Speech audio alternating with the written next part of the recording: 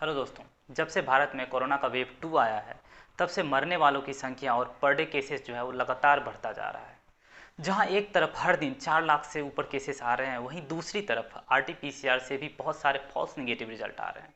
Corona के cases बढ़ने का कहीं ना कहीं ये बहुत बड़ा रीज़न माना जाता है।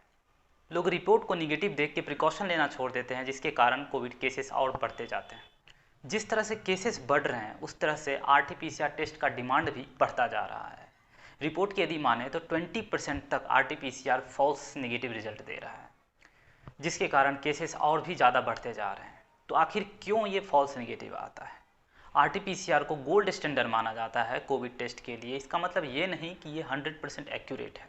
Indian council of medical research का जो डिमांड है कि कम से कम सेंसिटिविटी 95% तक होना चाहिए। इसका मतलब ये कि 5% तक आप फॉल्स नेगेटिव रिजल्ट एक्सपेक्ट कर सकते हैं। थ्योरी कहता है कि 4 फैक्टर है जो डिटरमाइन करता है कि आरटीपीसीआर टेस्ट कितना एक्यूरेट है। पहला, viral load in the person.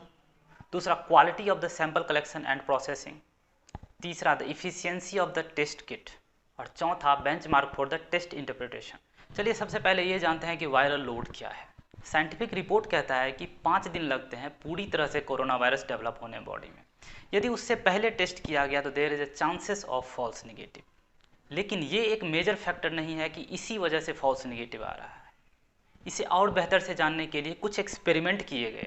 Number of patient को सिलेक्ट किया गया, उस पर 2 टेस्ट किए गए। पहला, जो सैंपल कलेक्ट किया गया वो नेसल कैविटी और थ्रोट से, जो स्टैंडर्ड तरीका है, और देखा गया कि जो पेशेंट निगेटिव रिपोर्ट आया है उस पर फिर से टेस्ट किया गया।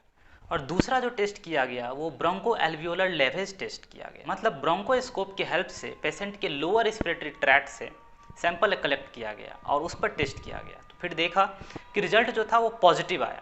इससे ये प्रूफ हुआ कि नया म्यूटेंट्स जो है वो अपर रेस्पिरेटरी ट्रैक्ट को बाईपास करके डायरेक्ट टारगेट लंग्स को करता है। इसलिए आरटीपीसीआर का रिजल्ट लगभग 20% तक फॉल्स नेगेटिव आ रहा है। तो एक्यूरेट रिजल्ट के लिए लोअर रेस्पिरेटरी ट्रैक्ट से सैंपल कलेक्ट करना पड़ेगा, उसके बाद उसे टेस्ट करना पड़ेगा।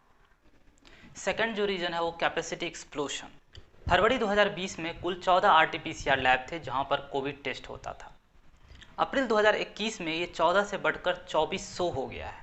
मतलब इतने कम समय में इतने सारे लैब को अप्रूवल देना और इतने सारे टेक्नीशियन को ट्रेन करना, जो कि अभी बहुत ज़रूरत हो गया था। इस सारे कोविड लैब इंस्पेक्शन के लिए आईसीएमआर ने जुलाई 2020 में total 30 quality control lab list किए। बाद में 5 लैब और ऐड किए गए।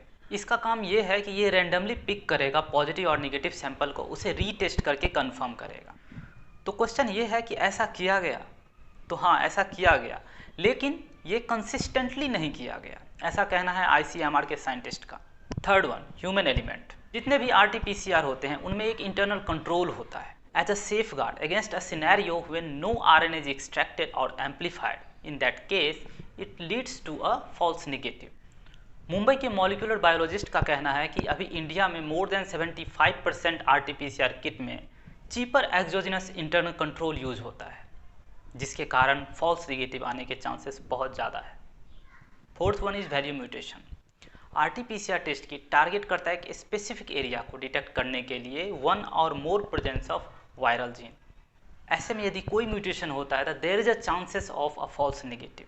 सीसीएमबी के डायरेक्टर डॉक्टर राकेश मिश्रा का कहना है कि जिस तरह से यूएस एफडीए लगातार मॉनिटर करता है impact of mutation on RTPCR test, उसी तरह से आईसीएमआर को भी ये एक्सरसाइज अप्लाई करना चाहिए। यही 4 रीजन है जिसकी वजह से लगभग 20% तक फॉल्स नेगेटिव रिजल्ट आ रहा है, जिसके कारण केसेस दिन दुगुना और रात चौगुना बढ़ता जा रहा है। तो ऐसे सिचुएशन में टेस्ट रिजल्ट यदि निगेटिव भी आ रहा है तो भी प्रिकॉशन लेना बहुत ज़रूरी है। तो फॉल्स नेगेटिव रिजल्ट के बारे में आपका डाउट क्लियर हुआ कि नहीं हुआ, कमेंट में ज़रूर बताइएगा। और यदि वीडियो अच्छा लगा हो तो फ्रेंड्स एंड फैमिली के साथ ज़रूर शेयर करिए और चैनल को सब्सक्राइब करिए और बेल आइकन को ज़रूर दबा दीजिएगा।